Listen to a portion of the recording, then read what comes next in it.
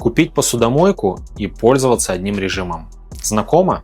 Режимы эко, интенсивное, быстрое, вроде все есть, но есть опасения, вдруг не отмоет. Зря. Режимов много и каждый для своего случая.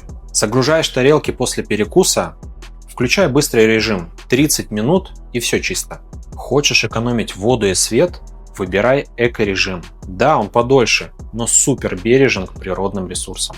А еще есть отложенный старт, половинная загрузка, функция активной сушки и даже деликатный режим для того, чтобы ваши бокалы не тускнели. Приходите в гости в наше пространство.